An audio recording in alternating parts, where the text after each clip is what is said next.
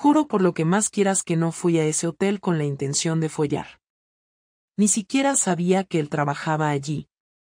Fui con mis amigas a celebrar la despedida de soltera de Lucía, y lo último que esperaba era encontrarme con él, con David, mi ex. El de antes de Marcos. El único que consiguió romperme el corazón y hacerme dudar de todo. Pero ahí estaba, en recepción, con esa sonrisa cabrona que siempre le salía cuando sabía que tenía el control. Llevaba uniforme del hotel, más delgado que antes, con el pelo un poco más largo. Me reconoció al instante. Yo fingí sorpresa, pero la verdad es que me quedé congelada. No supe si sonreír, escapar o insultarle. «Laura», dijo, inclinándose un poco hacia mí por encima del mostrador. «Vaya, sí que estás distinta». Esa frase. No hola, no cuánto tiempo, no qué alegría verte. No. Estás distinta. Como si fuera un comentario inocente, pero con veneno por debajo. Como si me estuviera midiendo. Tú igual de gilipollas, le contesté, con una media sonrisa que ni yo me creí. Las chicas estaban alrededor mío, ajenas, haciendo el chaquen entre risas y copas de plástico con sangría barata. Yo solo quería desaparecer. Pero también, no sé, algo se encendió en mí. Una mezcla de rabia, nostalgia y adrenalina. Esa sensación que no tienes con tu marido después de 7 años de rutina compartida. Intenté ignorarlo.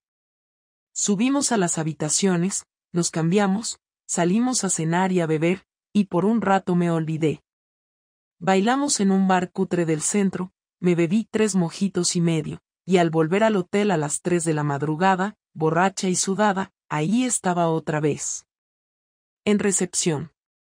Solo. Sonriendo. «Qué casualidad», me dijo. Y no sé por qué, me detuve. Me acerqué. Le dije que no era buena idea hablar. Que estaba casada. Que tenía una vida. 2 gatos. Un piso hipotecado. Todo eso. Me miró como si le estuviera contando un chiste. Me ofreció un vaso de agua. Lo acepté. Subimos a la azotea del hotel. No había nadie. Se veía media Zaragoza iluminada. Hablamos. Nos reímos. Me preguntó si era feliz. No supe qué responder. No pasó nada esa noche. Pero algo se rompió en mí. O se activó, no sé. Volví a casa el domingo por la tarde. Marcos estaba viendo fútbol en el salón. Me dio un beso en la frente sin mirar. Le conté que todo había ido bien, que Lucía vomitó en una fuente y que habíamos terminado desayunando churros a las 6. Todo normal. Pero ya no era yo. Empecé a soñar con David. A pensar en él mientras cocinaba, mientras trabajaba, incluso mientras Marcos me hablaba de su nuevo compañero de oficina. Me hice un perfil falso en Instagram para seguirle. Descubrí que no tenía pareja. Que seguía pintando. Que vivía solo. Y un día, después de un café con Clara, cogí un taxi y volví al hotel. Fingí que había olvidado algo en la habitación. Le esperé fuera. No sabía si saldría. No sabía si quería que saliera.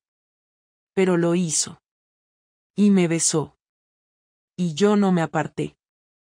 Todo se fue al carajo un jueves por la noche.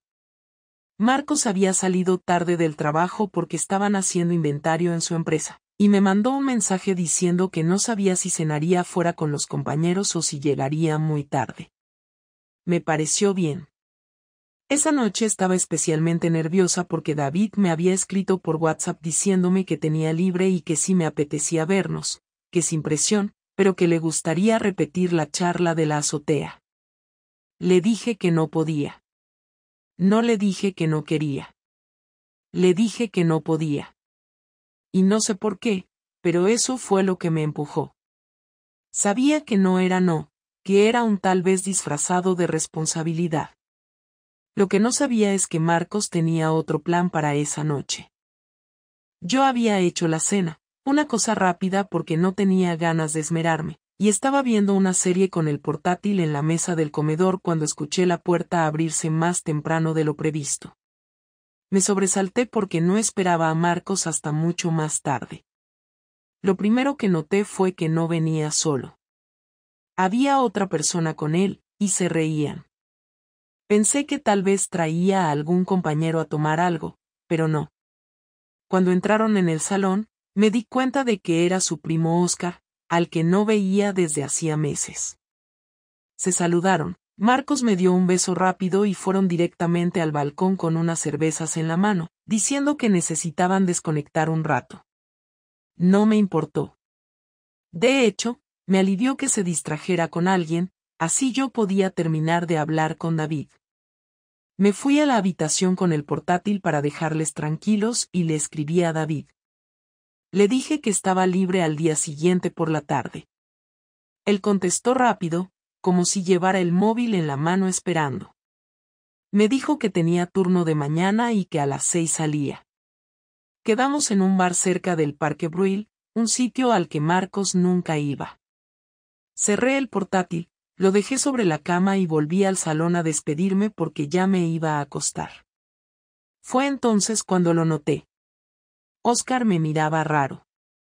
No era una mirada de incomodidad, era algo más directo. Como si supiera algo. No dije nada y me fui a la cama. Al día siguiente, por la mañana, Marcos estaba más callado de lo normal.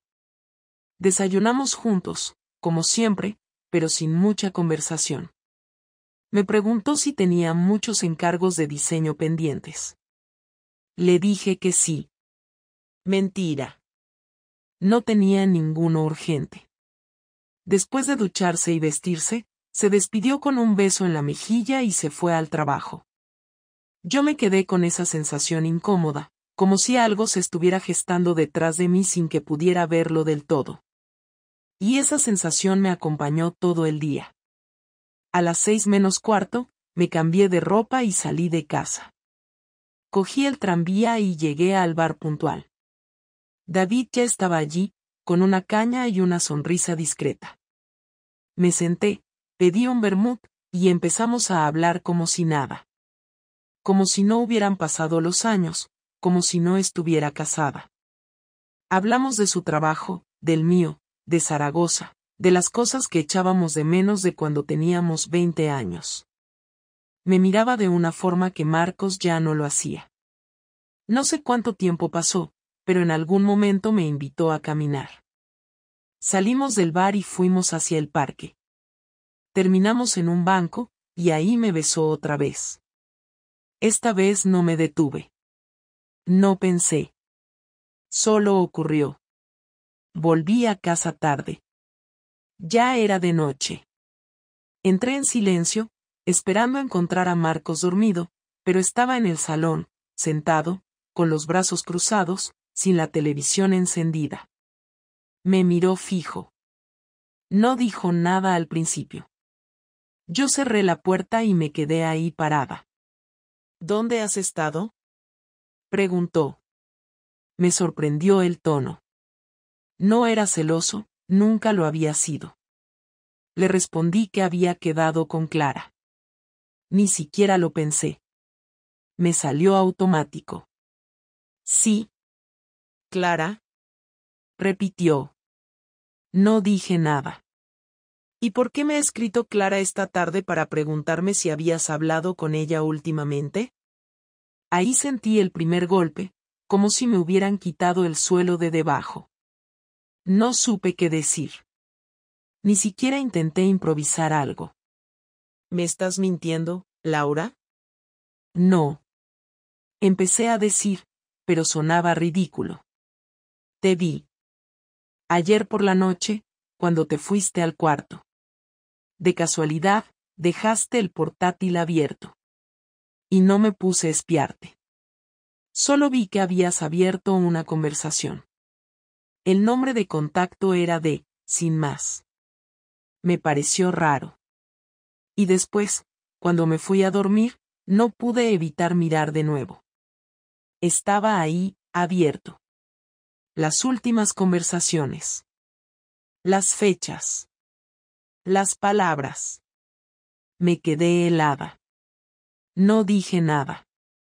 No sabía cómo moverme ni cómo respirar. No lo entiendo, dijo él, con voz baja. No eres así. Al menos yo creía que no lo eras. No pasó nada, mentí. Laura, por favor. No me trates como a un imbécil. No me mientas más. Quise decir algo. Pedir perdón. Explicar. Pero no tenía palabras. Era como si toda la habitación se hubiera encogido. Y en ese silencio, lo vi irse a dormir, solo, sin decir nada más.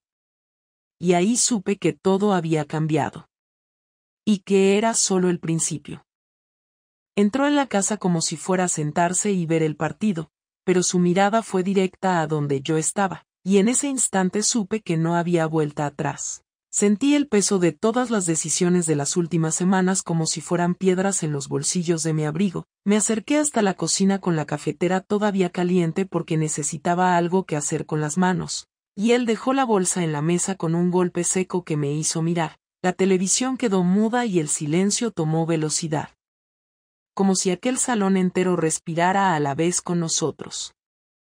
¿Por qué has vuelto?, dijo Marcos sin levantar la voz, y su tono no pedía información sino que obligaba a presentarse, como una acusación que no necesitaba detalles para ser cierta. Lo vi recular un paso y entonces su mandíbula se tensó y hubo un segundo en el que ambos comprendimos que aquello iba a ser distinto a las peleas normales, distintas las palabras que nos habíamos dicho en el pasado, distintas las que íbamos a usar ahora que el secreto ya no estaba en penumbra sino en el aire entre las dos lámparas del comedor. Me quedé quieta, la taza de café temblándome en la mano, y supe que mentir sería inútil porque él ya había visto, porque en sus ojos había un camino que no me invitaba a transitar, rabia, incredulidad, una especie de tristeza afilada que hacía daño. ¿Dónde has estado anoche?, insistió. No me digas que estabas con Clara, porque no me creo esa excusa y no entiendo por qué me mentirías en algo tan estúpido si crees que lo nuestro merece algo mejor.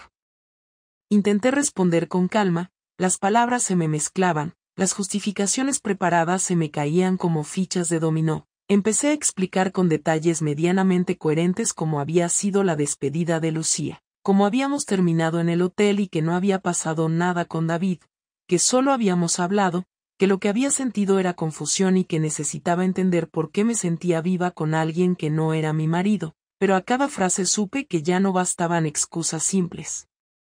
Porque la herida no era la acción puntual sino la acumulación de noches en las que yo había elegido callar. ¿Viva?, repitió Marcos con voz rota, y esa palabra, dicha por él, sonaba a broma insoportable. ¿Viva a costa de qué? ¿A costa de mentirme? ¿A costa de esto que nos hemos construido durante 7 años? No tenía derecho a decirlo, pero su indignación era real y entró en mi cuerpo con la fuerza de un empujón. Me quedé sin palabras otra vez. Había venido preparada para defenderme con argumentos sutiles sobre la soledad emocional, la falta de deseo, el desgaste, pero la verdad es que esas explicaciones sonaban a manual y no a la verdad que estaba viviendo, y encima, cuando traté de pronunciarlas, escuché mi voz vacilar y se me vino encima el recuerdo de cada noche de indiferencia que también había contribuido a esa distancia. No quiero oír más justificaciones baratas, Laura, dijo Marcos y por primera vez en años levantó la voz. No quiero que me cuentes teorías sobre la felicidad cuando lo que hiciste fue buscar a otro hombre como quien busca un taxi en lluvia. Eso no se arregla con palabras bonitas. Se quedó unos segundos mirándome de frente, como si en sus ojos proyectara una película de todo lo que habíamos sido, y entonces fue él quien rompió a llorar, un sonido que no esperaba y que me desarmó, porque nunca lo había visto así, porque su dolor me pegaba como si hubieran aplastado una flor que yo no había sabido regar. Sentí culpa, sí, Una culpa punzante que no encubría la excitación ni justificaba la traición, pero la culpa me dejó helada y me obligó a bajar la mirada. Intenté explicarle lo del beso en la azotea, lo del reencuentro, intenté explicar que no había buscado destruirlo, que en realidad me asustaba lo que sentía porque ya nos habíamos acostumbrado a lo cómodo y al mismo tiempo nos habíamos olvidado de lo que nos hacía vibrar, pero mis palabras parecían salidas de otra boca. De la boca de una mujer que lee consejos y no de la que tiene al lado a un marido con ojos cansados. ¿Y qué esperabas que hiciera? Preguntó él, sin esperar que yo tuviera una respuesta limpia. ¿Que te abrazara y te dijera pues ama a quien quieras, aquí tienes la casa y las facturas? No, Laura, no funciona así. Esto es traición, no un experimento emocional. Cuando pronunció la palabra traición, cada letra fue clava en la mesa, y me dolió más de lo que pensé que dolería, porque yo misma, en algún rincón, me sentí traidora en mayúsculas. Entonces vino la parte en la que ambos perdimos el control, empezamos a interrumpirnos, a soltar reproches que habíamos guardado durante meses, a sacar verdades pequeñas y grandes, sacó a relucir cosas que yo ya sabía, como sus silencios en las últimas semanas, las cenas que me dijo que había tenido y a las que no había ido, los fines de semana en los que lo veía más distante y que yo había interpretado como cansancio. Yo le devolví los reproches con los míos, con las veces que había llegado tarde a casa porque quedaba con amigos y ahora entendía que había llegado a perder mi identidad entre la comodidad de nuestra vida. La conversación se volvió tempestad, y en la tempestad hubo momentos que sonaron grandilocuentes pero que eran reales, palabras dichas a gritos, puertas que se abrieron con violencia, platos que se rompieron en el fregadero y un silencio después, tan enorme, que parecía un océano entre nosotros. En un punto, Marcos se acercó y me dijo con la voz más fría que había oído en toda la noche: me has mentido deliberadamente, y no solo por una noche, me has robado la posibilidad de decidir desde la verdad. Eso fue lo que más me dolió escuchar, porque la idea de que yo le hubiera robado algo, la posibilidad de elegir si perdonaba o no, significó entender que mi acto no fue impulsivo sino calculado, y esa acusación me quemó. Le supliqué que me dejara hablar, que me escuchara sin cortar, que entendiera que era un desastre emocional, que no era excusa, que quería arreglarlo si me lo permitía, pero sus ojos ya no estaban solo enfadados, estaban hechos de una decisión que yo no podía prever. Miró a la pared como buscando respuestas y me dijo: no voy a decidir nada esta noche porque no puedo, pero sí te digo que no voy a permitir que esto se quede sin consecuencias. No dijo qué tipo de consecuencias, y en ese misterio hubo una amenaza y una promesa, una línea que separaba el después del antes, y yo supe, con una claridad dolorosa, que la confrontación no había sido solo para sacar la verdad sino para marcar el inicio de algo irreversible en nuestras vidas. Entonces, en ese salón que había sido nuestro refugio, nos quedamos los dos, respirando con violencia, sin resolver nada, y la noche se nos vino encima como un juicio que aún no tenía veredicto. Pasaron 2 días en los que apenas cruzamos palabra. Compartíamos el mismo espacio como dos extraños que evitaban mirarse directamente. Las preguntas que yo me hacía no eran sobre el futuro de nuestra relación, sino sobre qué estaba tramando Marcos. Sabía que algo venía. No era del tipo que rompía todo en el momento. Era más de los que esperan, observan y eligen el momento exacto para dar el golpe. Me conocía bien. Sabía cómo afectarme sin necesidad de levantar la voz o romper un plato. El domingo por la tarde, me dijo que había quedado con su abogado al día siguiente. No me lo dijo como una amenaza, lo dijo como quien te informa de que va a llevar el coche al taller. Me dejó sentada en el sofá sin saber qué contestar. Me levanté para decirle que no tenía sentido hacer nada sin antes hablar bien, sin pensar las cosas, pero él se limitó a decir que hablaríamos después de que él supiera bien cuáles eran sus opciones. Que necesitaba entender qué pasos podía dar. Que no pensaba tomar decisiones a ciegas. El lunes me desperté sola. Había dormido en la habitación de invitados. La cama estaba sin hacer y el armario abierto. Noté que faltaban algunas camisas. Pensé que se había ido a dormir a casa de su madre, pero más tarde supe que no. Recibí una llamada de la gestoría donde teníamos los papeles de la hipoteca.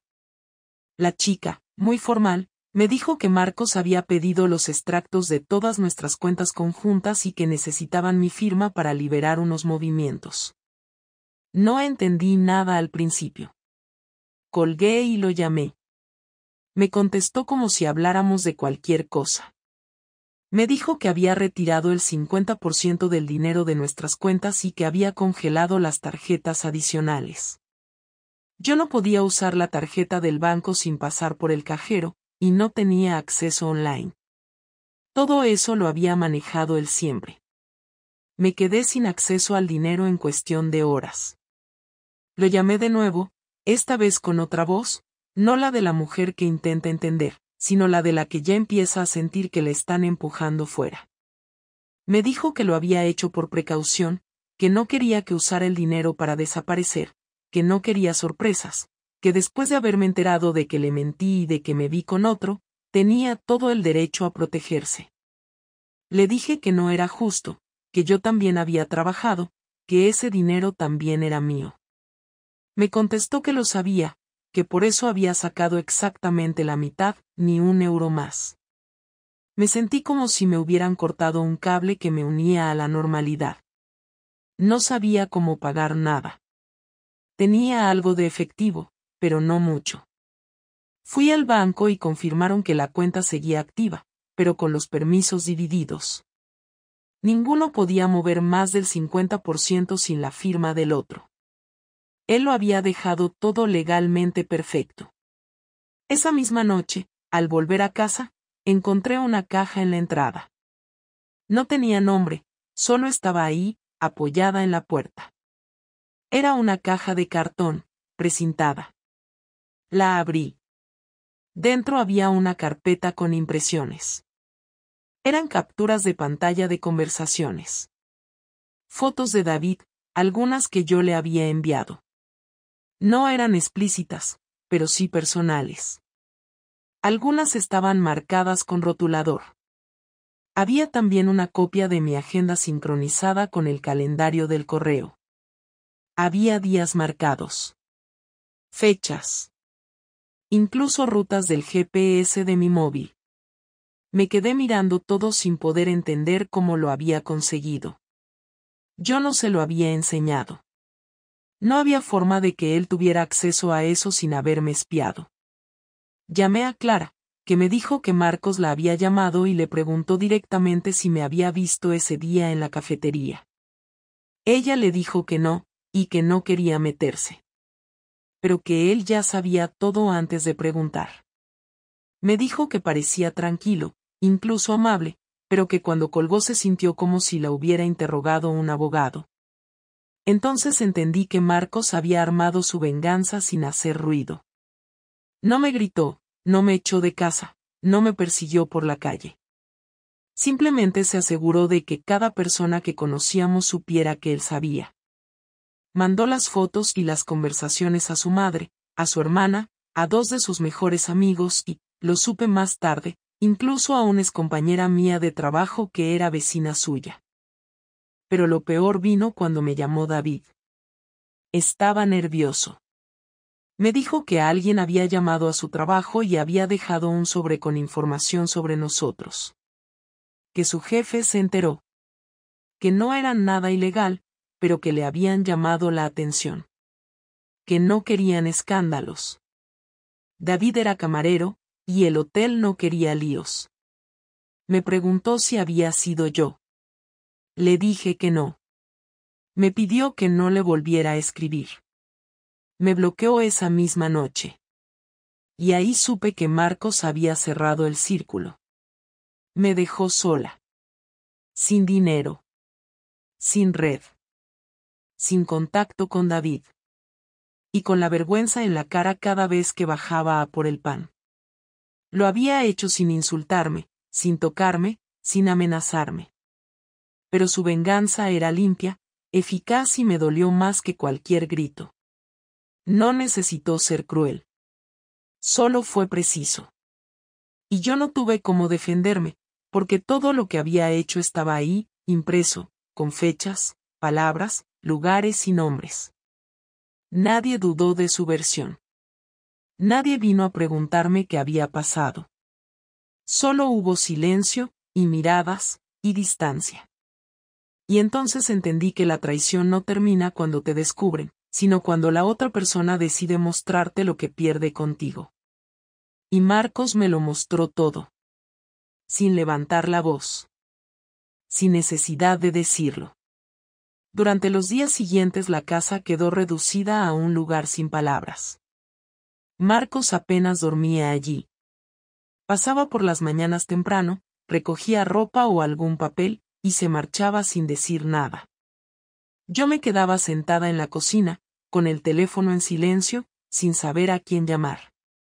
No me atrevía a hablar con nadie de mi entorno porque ya todos sabían, y cualquier intento de defenderme solo iba a parecer un intento desesperado de limpiar lo que ya estaba sucio a los ojos de todos.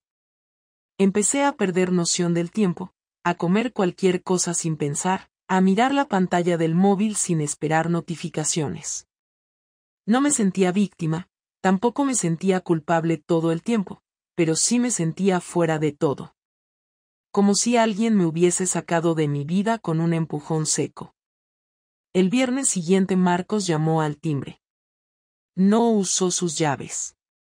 Me pareció extraño, pero lo entendí como una señal de distancia, una manera de marcar que esa ya no era su casa.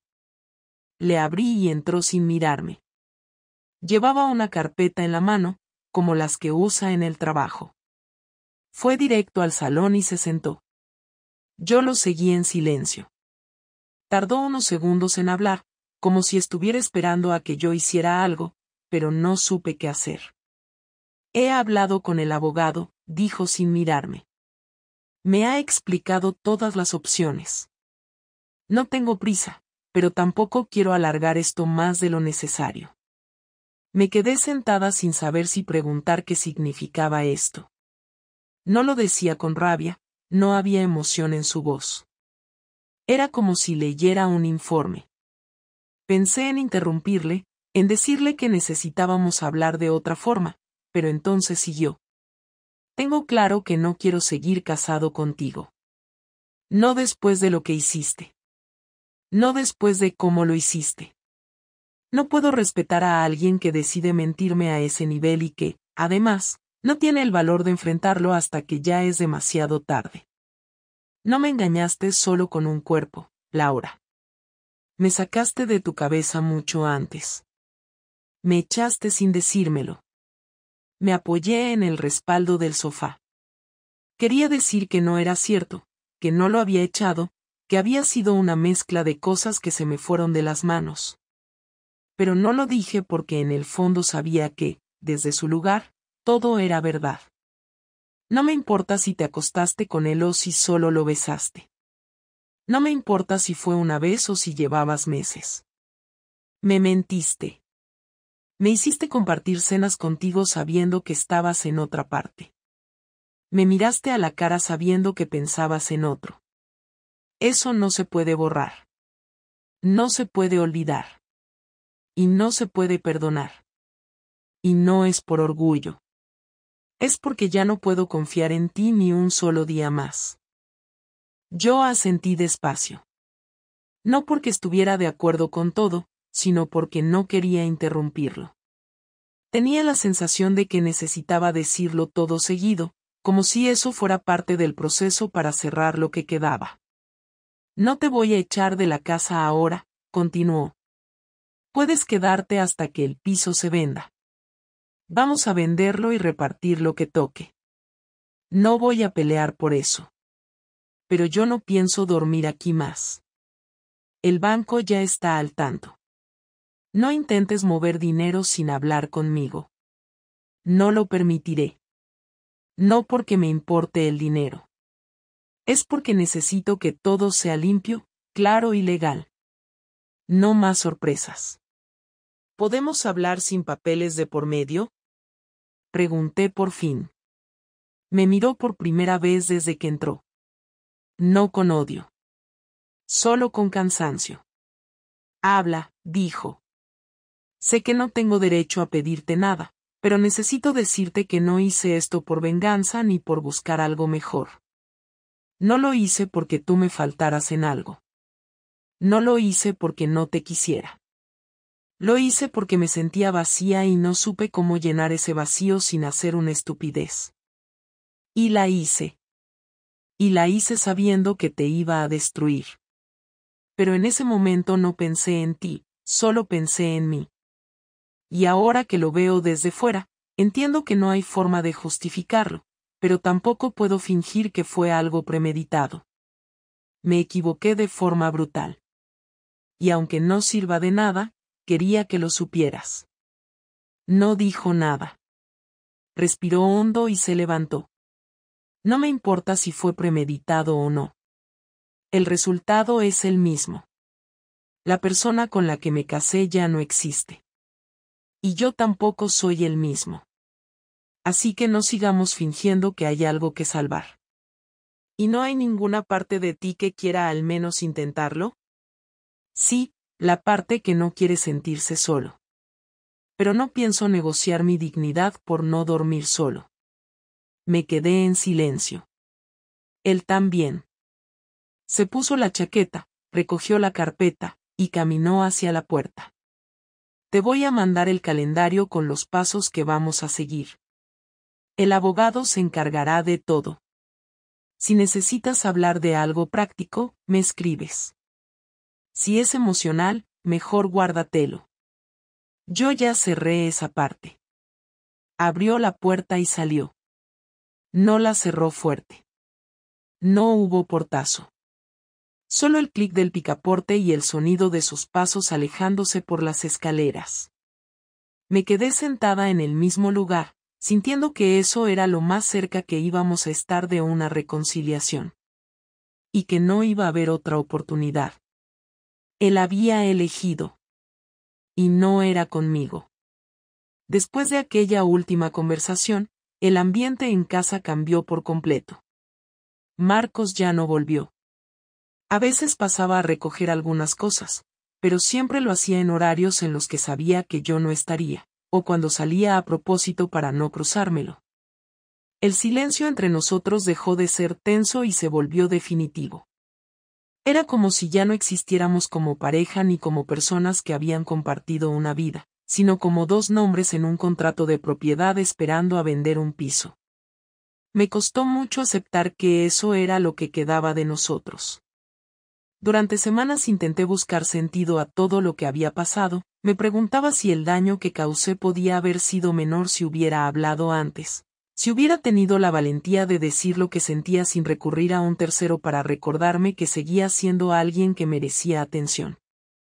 Pero esas preguntas no llevaban a nada porque ya no importaba si las respuestas eran correctas, lo único que quedaba era lo que había ocurrido y las decisiones que cada uno tomó después. No intenté volver a contactar con David. Después del mensaje en el que me pidió que no le escribiera más, entendí que para él tampoco era más que una historia que debía cerrarse cuanto antes. No fue amor, no fue un proyecto de nada. Fue un momento. Un error. Y por más que hubiera deseado encontrar algo más en medio del desastre, ni siquiera me quedó eso. Así que me quedé sola, con los restos de mi matrimonio derrumbados a mi alrededor, con las miradas incómodas de algunos vecinos que evitaban saludarme, y con las conversaciones que antes eran cotidianas y ahora no existían porque ya nadie sabía qué decirme. Clara dejó de escribirme. Supongo que se sintió usada. O simplemente no quiso verse involucrada. No la culpo. Volver a una rutina normal no fue inmediato. Durante un tiempo viví en automático. Me levantaba, trabajaba, comía lo justo, dormía lo necesario. Todo sin motivación. No es que esperara castigo o redención, es que simplemente no sentía nada con claridad. No estaba triste todo el tiempo, ni enfadada, ni arrepentida en un sentido redentor. Estaba vacía. Una de las peores sensaciones fue ver cómo, después de lo que hice, lo que más dolía no era perder a Marcos, sino darme cuenta de que llevaba años sin saber quién era sin él. Había dejado de construir una identidad propia, me había acomodado en ser parte de una pareja y me había olvidado de que yo también tenía que cuidar mis propios límites, mis propios deseos, sin esconderlos ni traicionarlos. Un mes después de la separación formal, vendimos el piso. No hubo discusión. Marcos se quedó con una parte algo mayor porque yo le dejé parte de mis derechos para no seguir prolongando algo que ya no tenía sentido. Firmamos en la notaría sin mirarnos apenas. Él estaba serio, puntual, frío. Yo asentía a todo, sin querer dar motivo para más reproches. Nos despedimos con un gesto de cabeza y cada uno se fue por su lado. No hubo abrazos. No hubo palabras fuera del protocolo. Fue un cierre limpio, como él quería. Como yo, en el fondo, merecía. Ahora vivo en un piso más pequeño, en otra zona, con menos cosas y menos ruido. El primer mes fue incómodo, hasta los sonidos de la nevera me resultaban extraños. Pero después empecé a encontrar cierto orden. Empecé a salir a caminar por las tardes, sin rumbo fijo, solo para estar fuera. Retomé el contacto con una antigua amiga con la que había perdido relación por estar demasiado centrada en mi vida de pareja. Volví a leer libros completos, algo que no hacía desde hacía años. No porque eso me sanara ni porque me diera paz interior, sino porque necesitaba llenar el tiempo con algo que no me hiciera pensar todo el día en lo mismo. No me he planteado volver a tener una relación. No tengo interés en buscar redención a través de otra persona. Por ahora, lo único que quiero es aprender a vivir conmigo sin tener que rendir cuentas ni esconder lo que pienso. Tampoco me siento con derecho a hablar de crecimiento personal. No soy mejor persona por haber pasado por esto. Solo soy alguien que cometió errores graves y ahora intenta no repetirlos. No puedo prometerme que no lo haría otra vez si viviera la misma historia desde el principio, pero sí sé que si alguna vez siento ese mismo vacío, no lo volveré a llenar a escondidas. Marcos no volvió a contactarme. Me enteré por una conocida que pidió traslado a otra ciudad. Vive ahora en Valencia. Tiene una pareja nueva. No sé si es seria o si solo está empezando. No me dio rabia saberlo. Me alivió. Porque si él rehace su vida, entonces no cargará siempre con esto como una herida abierta. Yo sé que para él no fui solo la esposa que le falló, sé que fui alguien que amó de verdad. Por eso su reacción fue tan fuerte. Porque había algo real que yo destruí. Pero también sé que la vida no se detiene. Que ni siquiera el dolor más profundo tiene derecho a definirnos para siempre. No quiero que nadie me vea como víctima ni como verdugo. Solo quiero que si alguna vez alguien me pregunta qué aprendí de todo esto, pueda decir con sinceridad que aprendí a no callarme lo que siento, que entendí que esconder el malestar solo lo multiplica, y que la traición no empieza cuando tocas a otro, sino mucho antes, cuando decides dejar de mirar a quien tienes al lado. Y que si no tienes el valor de decirlo en voz alta, entonces no tienes derecho a pedir segundas oportunidades. Yo no las pedí. Y Marcos no las ofreció. Así se cerró nuestra historia. Sin épica, sin reconciliación, sin escándalos. Solo con hechos. Y con la consecuencia exacta de cada uno de ellos.